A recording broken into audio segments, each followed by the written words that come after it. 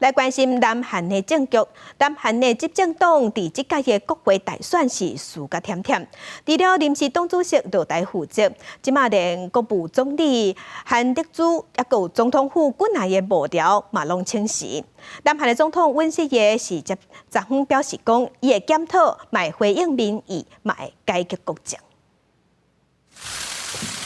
深深甲大家行礼，伫南韩国会大选当中，摕到压倒性胜利的在野党共同民主党，党魁李在明11带领幕僚，甲支持者感谢，因为因伫300席的议员席次内底，摕到175席，顺利达成过半的目标。那执政党国民力量党，敢若摕到108席，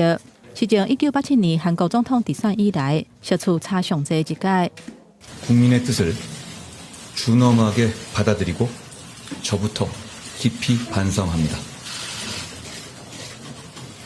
그래서 저는 선거 결과에 대한 모든 책임을 지고 비상대책위원장직에서 물러납니다. 败选的国民力量临时党魁韩东勋虽宣布辞职负责，总理韩德洙嘛提出辞职批，另外总统办公室的高级幕僚嘛差不多全部拢请辞，包括秘书长甲发言人。尹锡悦本人是表示，伊会诚心接受民意，革新国政，为稳定经济甲民生来尽全力。有分析指出，这届大选等于是对尹锡悦政府的期中考，民众以选票来表达对经济现况的不满。 물가가 굉장히 높고 일자리는 줄어들고 있고 살기는 어렵고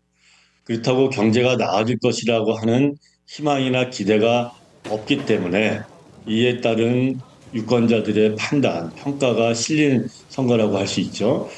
学者认为讲，尹锡悦政府虽然持续摆卡，不过在野党联合小党的席次若无到200席，要是无法度下过2/3的条件，尹锡悦总统要是会当闪过单行的危机。不过未来政府想要通过预算甲法案，伫国会恐惊是会拄到更较大的挑战。